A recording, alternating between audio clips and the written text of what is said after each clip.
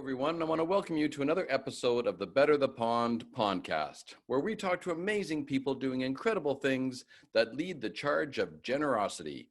My name is Warren Berry, and I'm your host and the founder of Instinctive Solutions, where we believe that everyone is an odd duck, but that's what makes them awesome.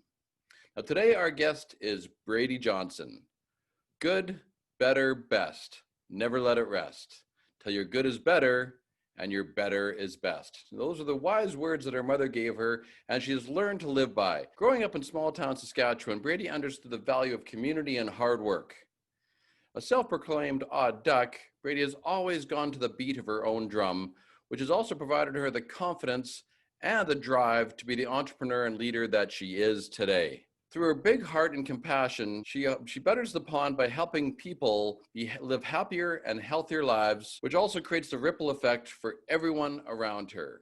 I would like to welcome Brady Johnson. So Brady, I want to thank you ever so much for taking the time out to be a guest on my Better the Pond podcast. It's absolutely fabulous to have you. Thank you. I'm very excited to be here. Yeah, this is great.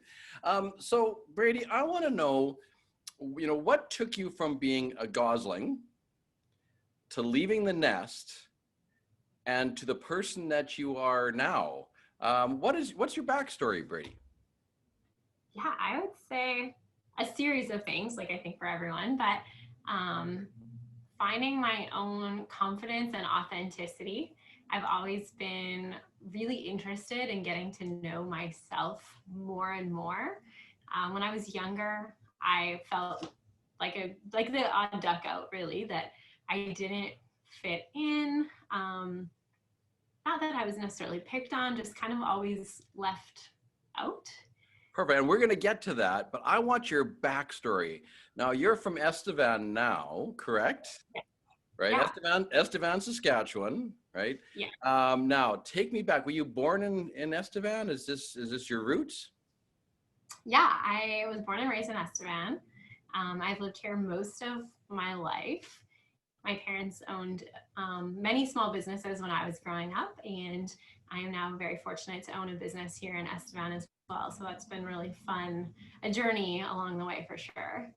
So do you see that now, being young and seeing what your parents did and being entrepreneurial and kind of running their own show? Do you think that had a real bearing on what you're doing today as being your own entrepreneur? Yeah, definitely. We were always at work with them, and so hard work was definitely instilled into us at a young age. But also just seeing the opportunities and the blessings and the impact that you can have by owning a business as well. So I always knew that was something that I wanted to do when I was older. I think part of it was always wanting to make my parents proud. And then as I grew old, really transitioning into my own reasons for wanting to have a business and keep it, and to really, I guess, better the pond and keep helping people and making a difference. Nice. So what was it like growing up in Estevan? Now, so you got to remember, I'm from Regina, Saskatchewan. Big small town, right? You're from a more smaller town, Saskatchewan, but I have listeners from around the world, so they have no idea what it's like in Estevan, Saskatchewan, Canada. So tell me a bit about going back and a bit of your backstory as a kid, and what was it like growing up there? It was great. I actually grew up just outside Estevan, on a lake, and so very fortunate to be able to be in nature and water. Because I didn't live in the city of Estevan, which is about 10,000 people, or was when I was growing up, I'd say I was a little separated from I never got to ride my bike with friends or do those sorts of things, but definitely got to do other things like be in nature and spend time on the water, and spend a lot of time with my family growing up. That's interesting. And so, presently, from following you on Facebook, I know you have an absolute love of nature. And so that obviously goes back to being a kid. Yeah. So, Definitely. yeah. So you went to school, you went to public school there, you went to high school in Estevan, right? So go ahead. Yeah. I was the person who was involved in everything. So I was on the student rec, I played soccer, I was in every club that you could imagine. I just wanted to do it all and be involved with everything, which is probably very tiresome, but really enjoyable growing up. And I went to the University of Regina, so I did live in Regina for 4 years as well. And again, just tried to be very involved there as well and be a part of the university and immerse myself in Regina a bit and try different things and enjoy the nature there, the Wascana Lake daily for sure. Absolutely. So I want to take you back to high school, and you were involved in everything. So no, you were obviously very active. What was your sport? What was your thing? Well, I tried everything, but soccer was definitely my thing that I was most passionate about. And then what about getting into university?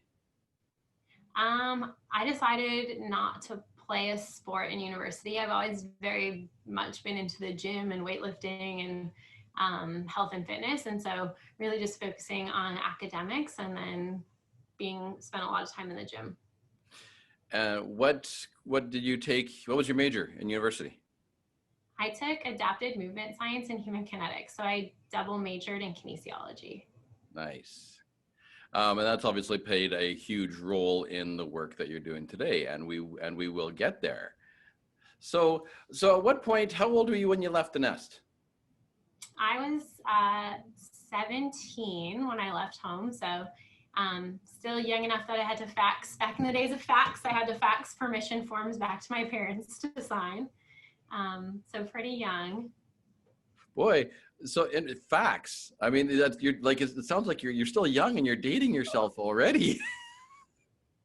Remember the days of fax? Yeah.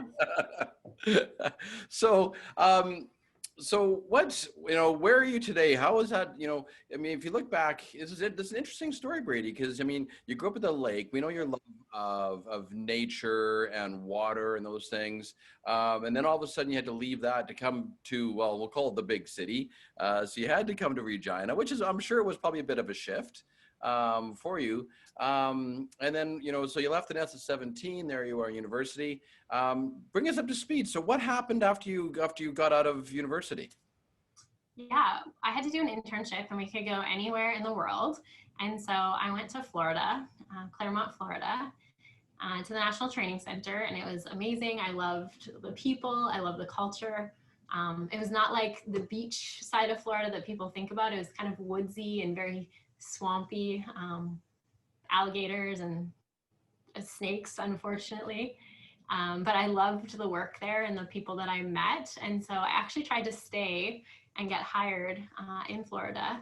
However, my visa was denied. And so after a long time of, I guess, denying that I would have to move home, I did move home and start my business in Estevan. So when you came back, well, actually, before I get to that, why was your visa denied? What was the reasoning behind that? That's an interesting part of your story.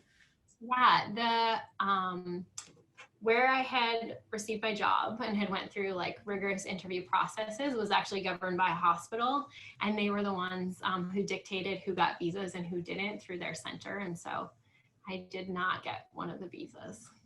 So do you think, this may be a hard question to ask, but do you think if your visa would have been approved, how much different would your life be now if you would have actually taken that road down in the US?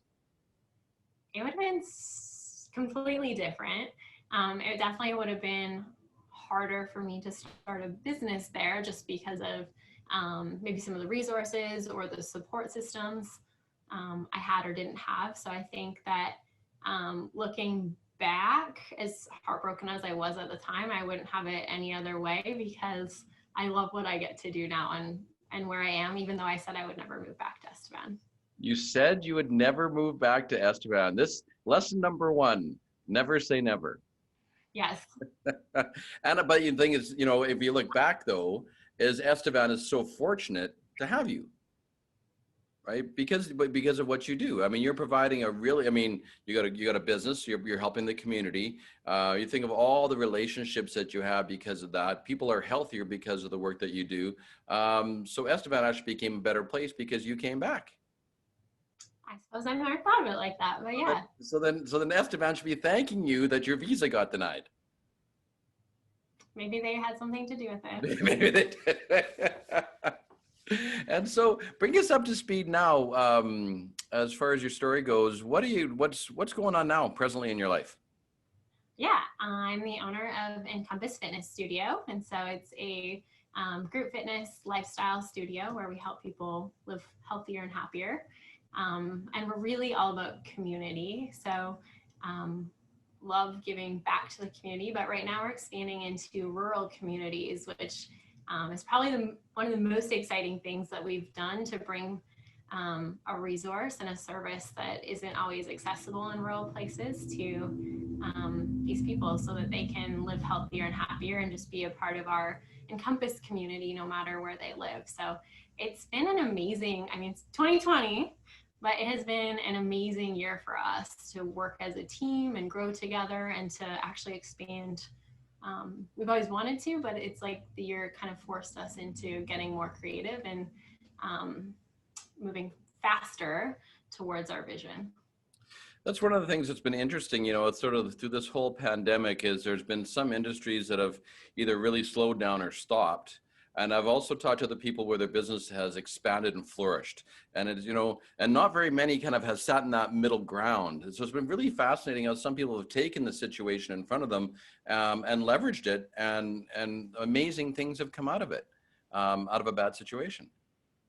Yeah, I'd say I thrive off of chaos. So we closed our studio the day before we were officially forced to close due to government regulations. And we had a plan in place. We knew what we were doing. We called all our members, and we really just thrived in that process of making sure that everyone was taken care of and everyone was okay, and just being a support system for our members and really the community. We offered some live classes online and really just tried to help everyone's nervousness and anxiety maybe, and put them at ease, and try to bring some joy into their lives.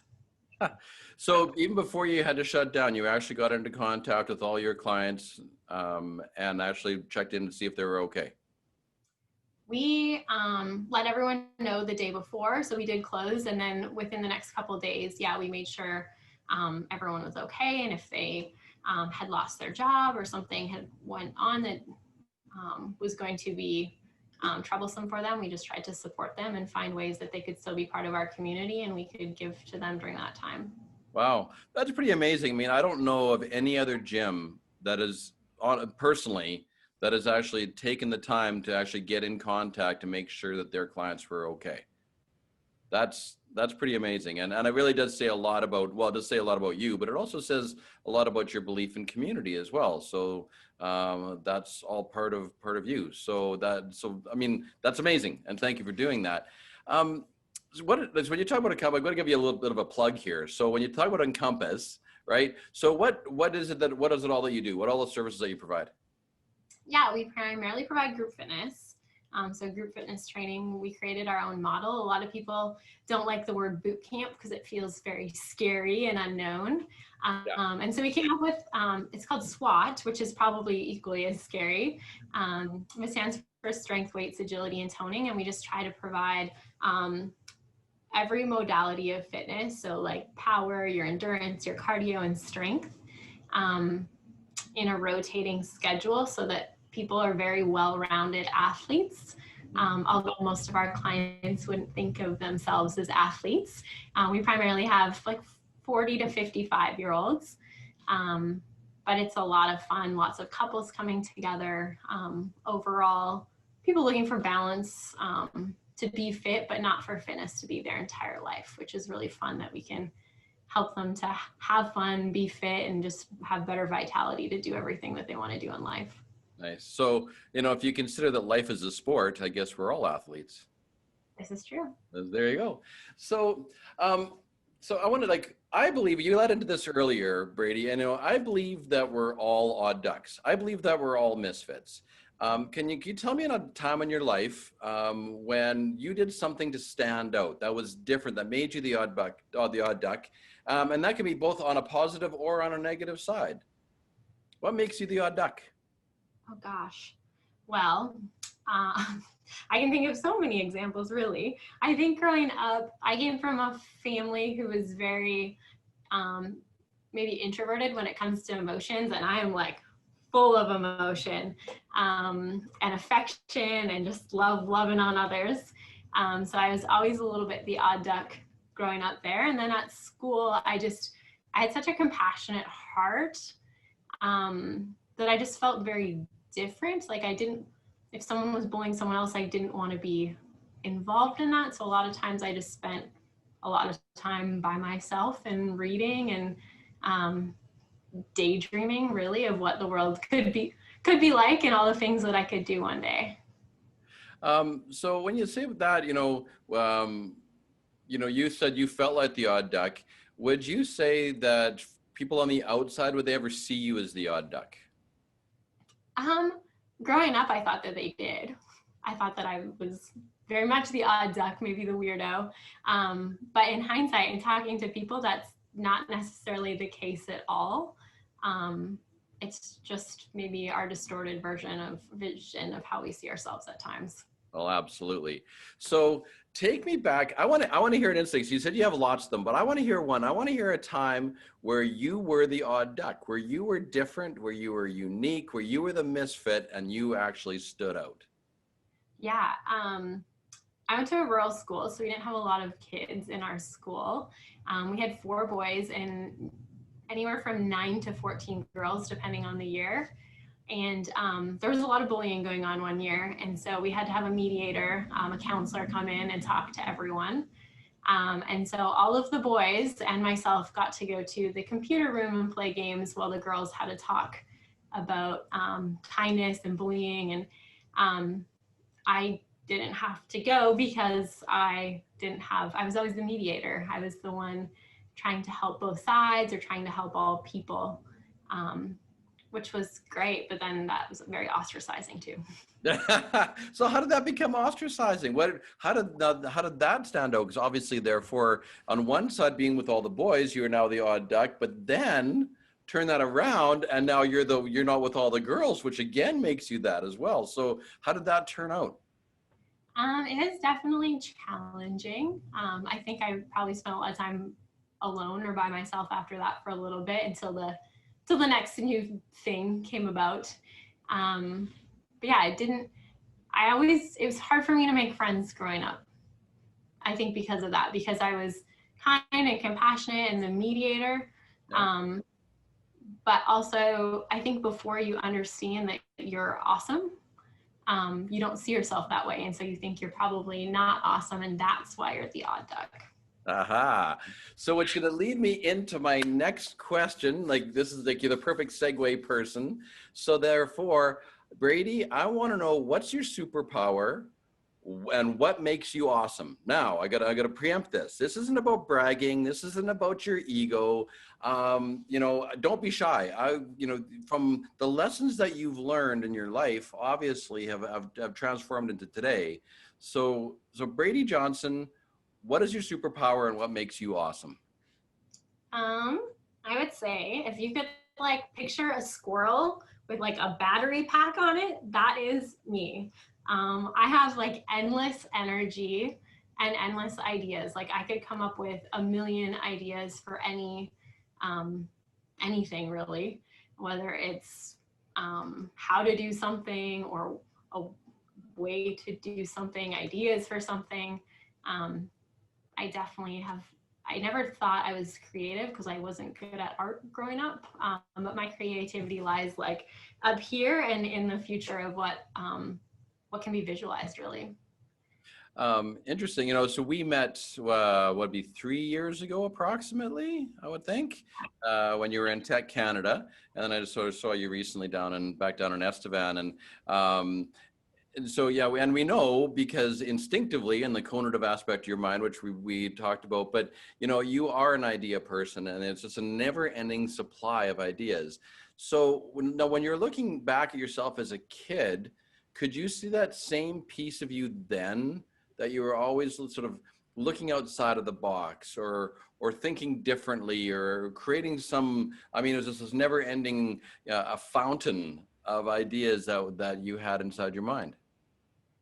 Yeah, definitely. I think when I was younger, I didn't have the confidence Mm-hmm. to maybe even share my ideas out loud. So a lot of them stayed in my head or in my notepad and journal. Um, but I could always envision that one day I will do this, or one day this could be like this. And so the older I got and the more I learned about myself and grew my confidence, then I started taking action on some of those ideas. So I've never asked this question before, but this just popped in my head because you and I are a lot alike, right? If looking back, the Brady Johnson now, right? If you had one thing to say to the little Brady Johnson back then, what advice would you give her? I would just say to 100% be yourself. Like, don't hold back your ideas or your thoughts or your emotions, especially, and just these are not even my words, they're kind of your words, but to be yourself because you're awesome. But I wouldn't have thought that back then, that I was awesome or I should just be myself anyways. Very much like the people pleaser. I'm an Enneagram 3, so I could put on masks for anyone and anything. So just to take off the mask would have been the best advice. Interesting. But isn't it interesting though? You look back and you see how you were just the idea person. You just said they didn't have the confidence at that time to actually let it come on forth, and here you are now, and as an adult with much more confidence. That's very obvious. But how you can use that talent or that awesomeness that you have to help other people in the work that you're doing now. It's just kind of this, again, you get to use that superpower in order to help other people. So again, coming all the way, could be doing it down in Florida, or you could be doing it here in Estevan. Yeah, I wouldn't have it any other way now. Perfect. So Brady, can you tell me about a time in your life when someone did something for you that left an impact? Um, oh gosh, I would say probably someone believing in me and knowing that I didn't have great confidence growing up. You could see why that would be so important. But believing in my leadership skills or making me a leader. So I was asked to be the coach of our soccer team when I was in high school. And so getting a taste of leadership and how I could use maybe some of my skills and strengths of being a mediator and having a lot of energy and positivity just gave me that taste for that and the confidence to know that I could be a leader, and that I could help others in a different way too. So give me an actual real example. That was sort of a theoretical thinking outside, right? But can you think of a time when someone, well, it could have been your coach that gave you the opportunity. You said earlier about how your parents were entrepreneurs. I mean, they obviously had an impact there. But when someone at a specific point in time when someone did something for you that left an impact. Hmm. Gosh. I would say probably my mom, actually. She would always write I think in every single birthday card growing up, she would always write good, better, best, never let it rest till your good is better and your better is best. So, okay. And so Okay, you got to say that again. yeah, she always wrote good, better, best, never let it rest until your good is better and your better is best. Nice. Those are great words. I'm going to hang on to that. And Yeah. and so what impact did those words have on you on every card that you got? Um, well, one, that she believed in me, but also just that um, for me, I have a hard time follow through or doing things that I'm not good at. And so for me to just have that reminder of perseverance and to keep sticking things out, even if you're not good at them or you don't feel that that's maybe necessarily your strength, I think that helped me to persevere and just keep going. Yeah, absolutely. I mean, there's a lot of things, and you know this well enough, that there's things that we're really, really good at, and there are things that we kind of suck at, and you know that's part of being a human being. But it also says something about stretching yourself, right? And so there's might be things we're not great at, but you can stretch yourself a little bit to actually to get where you need to go. It may not be the most pleasant, it may not be the most fun, but you can stretch yourself to do that. And I think that sort of helps round us out as people, right? And not just sticking strictly with one thing. Yeah, I think learning about mindset and going from having a fixed mindset to a growth mindset was probably the most impactful thing that I've ever learned in my life, because that's what really helped me grow my confidence. And where did you learn that from? I learned it from a business coach. After 1 year in business, I was kind of just running my business as a hobby. Mhm. I hired or I took a program, and they recommended reading that book. And I was actually either going to close my business and move to Australia, or invest in my business and quit my full-time job and go full-time with Encompass. And so I read mindset and realized I had a very fixed mindset and I needed to have a growth one, and I took the leap. So hold on. Like we gotta back it up here. So see, this is why we have these conversations to get to know about your story, because you could have been in Florida, but you came back to Estevan. So Estevan's now fortunate, and you're going to shut down the business and go to Australia, but didn't and still stayed. Yeah. So, what would tell me about that decision not to go to Australia, which is pretty appealing, I think, for a lot of people, especially when you're young. It just seems to be this magical place to go. But what was that decision that you decided to say, you know what? No, I'm not going to do that. I'm gonna stick this out. I'm going to be an entrepreneur here. Yeah, I think I knew I wanted to help people. And so I wanted to go to Australia to do a 6 month, it's called like a DTS, a discipleship training. So it's like a mission trip where you're helping people. But I also knew if I did that, I had a reason to close my business. And it was something I couldn't really fail at. Whereas by keeping the business, I was really afraid that what if it didn't work? What if I couldn't support myself? What if I was a failure? And just by reading mindset, I realized that you can fail forward. And so failure doesn't define you. And that's when I decided to take that leap and kind of redefine. I always thought I was bad at numbers, and just transform the way I saw everything. Like I can learn numbers, I can tackle this, and taught me resiliency and just having that open mindset to grow. Hmm. Well, I mean, either we're succeeding or we're learning, right? We're never Exactly. failing. We're succeeding or we're learning. Um, and so, as you went through that process, I mean, I think, from my experience and even my own personal experience of being an entrepreneur, there's always those battles, and there's the things you don't want to do, and what if I fail, and I mean, and we, a lot of times as an entrepreneur, you feel kind of alone in that world because it's all happening between your ears. And so, do you remember that decisive moment that you just said, no, I'm going to do this? Was there a certain defining decision that you said, I'm going to stick this out? Yeah, two. I talked to one of the members at the time, and they just encouraged me and said that I was made for this. And then I went to a conference where I learned more about fitness and business. And they asked the question, where do you see yourself in 1 year? And I was like, oh my gosh, not here, like not having two jobs, being run down. And so I came home and quit my job the next day.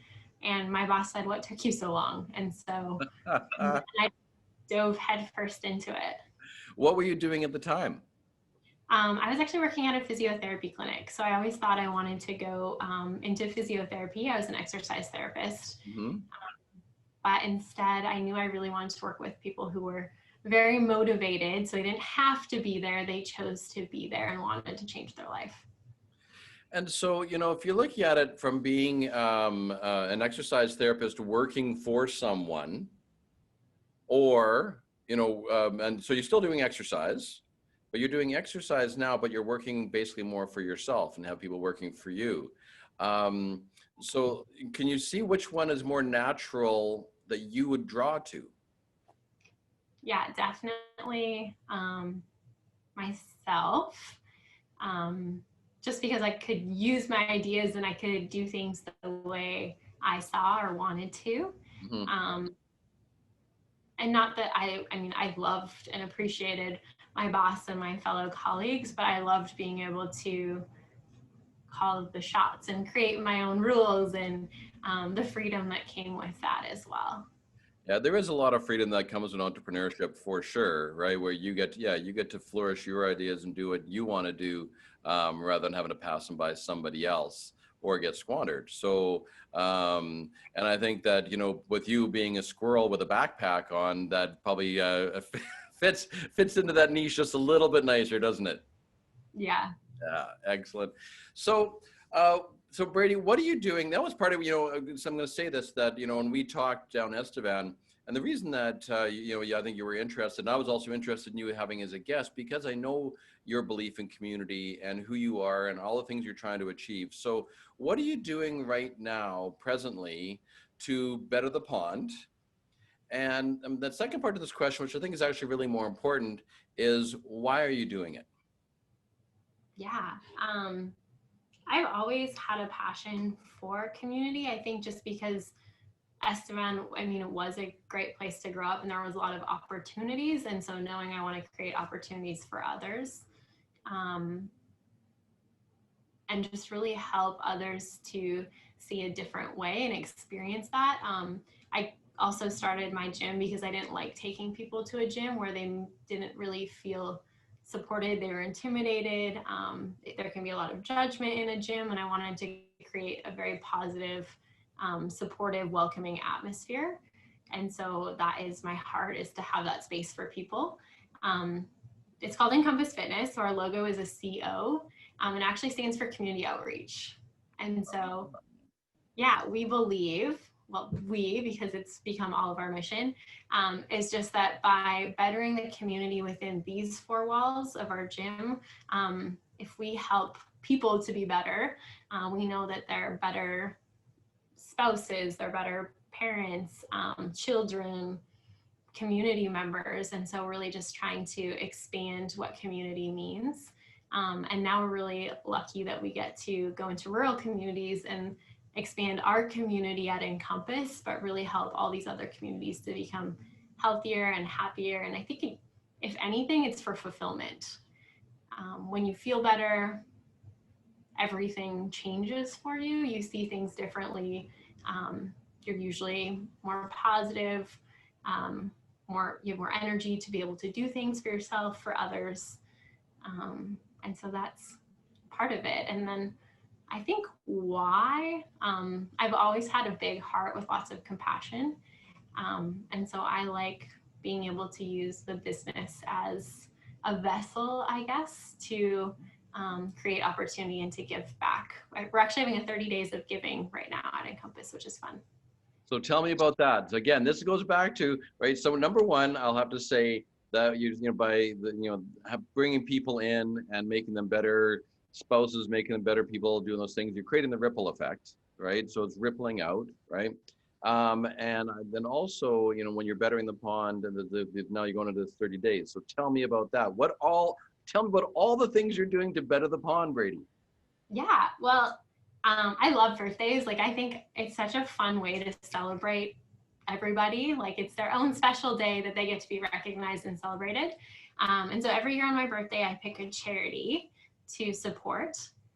I think it started when I was 25, maybe. And so I tried to get 25 boxes for Operation Christmas Child, and then 26 the next year.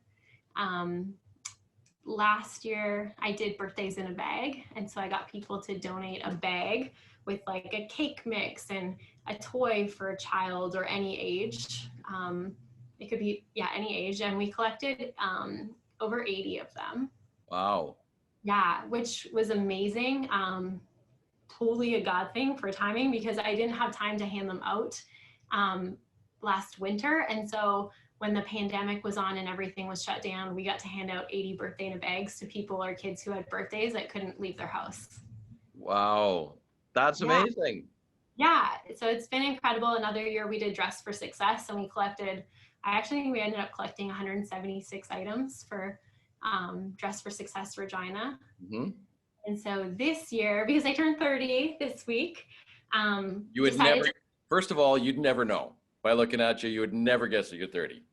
oh, thank you. Um, so because I turned 30, we decided to go big. We chose, it's November, so there's 30 days in November. Each week we're trying to collect 30 items for a different charity. And so last week we collected 30 bags of cat food. There's an influx of cats at the Humane Society in Estevan. There's over 70 cats. So trying to help out there. So why don't you just go in and give 70 cats away? Oh, well, I'm allergic to cats, so I'm not going to go in there. But I knew it was a need in our community. There's a lot of stray cats too. And so this week we're kicking off the PJ project, which gives pajamas to children who, families who receive the Christmas hamper here in Estevan. Mm-hmm. And so families might not get a Christmas. And so they ensure that every child gets a new pair of pajamas at Christmas. Wow. And yeah, so we're trying to collect 30 pairs of pajamas for them. Mm-hmm. Next week we're doing the angel tree, which helps collect toys for children who also wouldn't get Christmas presents. And then the last week we chose seniors, just because they're so isolated, mm-hmm. especially right now. And so we're collecting 30 games or puzzles, those sorts of things. And if we meet all of our goals, we're buying them KFC. I guess the seniors absolutely love KFC, and it's a treat they don't get very often. So do you have to meet all the goals or just the goals for the seniors? Just the goal for the senior, but we're hoping to meet all of the goals. Absolutely. So, I mean, isn't it interesting, you said earlier, Brady, about just, going back to when you were a kid, right? And you were the mediator, you were the big heart, you were compassionate, you were empathetic, you were generous, you had all those things as a kid that made you the odd duck, and it made you a bit of the misfit. But just take a look at that for a second and look at what you're doing now, and you're really doing the same thing, right? You're the odd duck. You're expressing yourself. You're empathetic. You got a big heart. You're being the mediator in order to try to gather and make things better for everyone else. It's really the same thing. Yeah, it is. Yeah, and that's super cool. And that's the whole idea. When I did my Pondcast, this came out of COVID, and it was all about really telling good stories. We all know the crap that's going on in the world. We know about the pandemic. We know about politics and all that kind of stuff. We see it every day, right? But it was a matter of really trying to tell really good stories of what's going right. And people like you that are setting the stage and setting the example of what you can do in a situation such as this to actually make the world a better place. And so I want to thank you for doing everything that you do to better the pond, Brady. That's amazing. Thank you. I love to get to do that. So it is fun. And we can pull other people into it. Pull them into the pond. Pull them into the pond. Exactly. There's lots of room in the pond, right? We can create lots of ripples. And so after this phase, of being 30, is there something else down the road that you're looking towards next?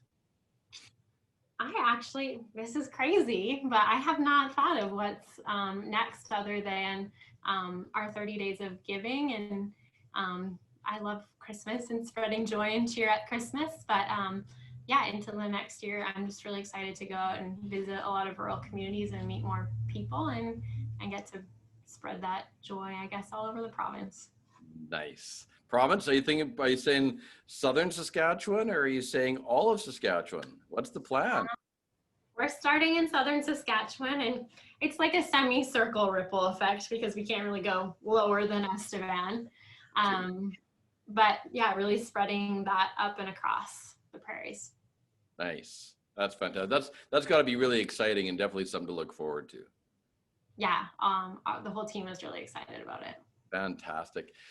So here's your moment to shine here, Brady. So you are the wise goose on the pond. You are the sage. You're full of wisdom, and you have your crystal ball. And so I want to know what does your future look like, and what does the future look like And I want you to paint me a picture of your golden pond. Ooh, like if I could make like the best future, what that would look like? What would it look like to you? You were the sage. I would say a future where, I mean, of course, people are kind and loving and that sort of thing. But I think if people were more transparent and vulnerable, um, I think that would make the world such a better place because we would better understand ourselves, which means, and share ourselves, which means that more people could experience their own uniqueness and other people's as well. So I think if we we're all just more transparent and showing ourselves and accepting ourselves and then accepting other people, I think it'd be amazing to see what that would look like. Do you, now this could sound like a hypothetical question though, do you think that's possible? Do you think that society has the ability to really truly open up and be transparent and vulnerable? I think that they do, but it takes like the early adopters, Mm-hmm. the brave ones, to start that trend in that path. And I mean, of course, there's always going to be those people who have a really hard time with that. We all have our own strengths and gifts and uniqueness. But it would be really amazing to see what that could be like if more people were transparent and not afraid to be seen and heard. Mm-hmm. I'm with you. I am, and that's part of my work as well. As you know, my tagline for my company is is be you, and for people to just be themselves and again, it's like it's not coming from an egotistical standpoint. It's just being authentically who you are and present that way, and not have to put on all the masks and the fronts and the things that what we want people to see. I mean, it's just so much more work. I'm sure you're obviously familiar with Brene Brown's work, and yeah, right up there.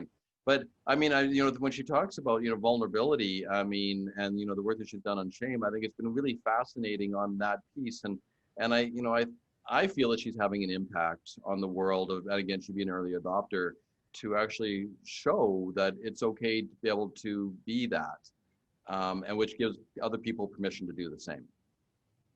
I agree. And I think that that's like by doing something yourself, you really do give others that permission. And it gives us a better ability to understand and help other people. Like if I have the courage and vulnerability to say, like, hey, I feel really uncomfortable doing this, or this is really hard for me to say, but I'm really anxious about this. It just allows others in to help support you and support other people. So it creates a lot of opportunity. And I was having a conversation with someone this morning, and we were just talking about the geese flying in a V, and as we all know, that my whole metaphor is about duck, duck, goose. But you know, when as if you're the lead goose and you're saying, look, I'm struggling with this, or I'm uncomfortable with this, or I don't know enough about this, and number one, it's okay to say I don't know. But there's all these geese in behind you that are there. Geese don't honk to complain. Geese honk to motivate. And so if you sit at the front and complain, well, you're not going to probably get a lot of people trying to help you. But if you're vulnerable and you're open and you're saying this isn't really working, you got so many geese in behind you to really help you where you want to go. And if we can get all our flocks flying that way, I personally believe that the world will be a better place. Yeah, and I think by giving every goose the chance to be at the front of that V, you get to, like, everyone gets their chance to shine, which we all should have that. Absolutely, that's exactly it. So we all need the opportunity to be the lead goose. Yes. Yes, absolutely. So I really, I really want to thank you ever so much, like, for your time today. I want to thank you for your stories. I want to thank you for everything that you're doing, and I want to thank you for being you.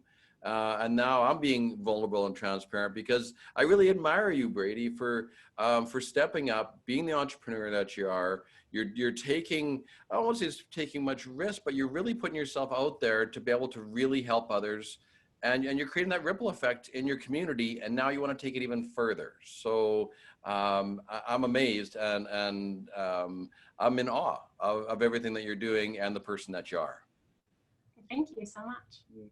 So now, where do we go to find you? So all my listeners, we have to go find, so we got to do a couple of things. We want to find you because we want to find Encompass Fitness, so they can tell your story about your business, how people can help you better the pond and create some more ripples, right?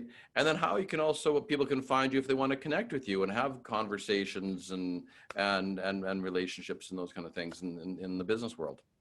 Yeah. We can be found as far as Encompass Fitness on social media. So on Facebook, Encompass Fitness Studio, and Instagram at Encompass Fitness. And then myself personally, I can be found as well on Facebook and Instagram.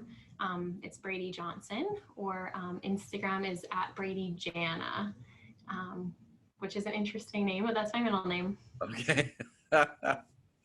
So we have Facebook, we have Instagram. Yes. And then are you on LinkedIn as well? I am on LinkedIn as well. I will say I'm not as active on LinkedIn, but that is a goal of mine. So I am on LinkedIn, and as CoFit, which is our community outreach fitness, that's where we're expanding to rural communities. As that grows, I'll be more interactive on LinkedIn. And I think that's, the best way that people can help us to better the pond, I would say, would be to take care of your own health, because you can better give to your community and others around you. But also, if you know someone living in a rural community that would be a good ambassador for CoFit, that would be amazing. We would love to grow CoFit into communities and help more people, so people can better the pond by being a part of our movement too.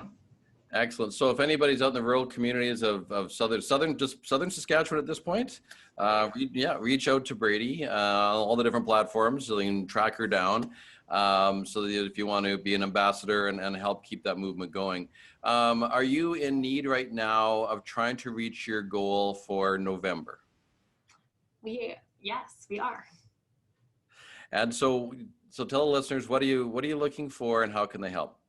Yeah, we are looking for either pajamas or children's toys, will probably be the greatest needs.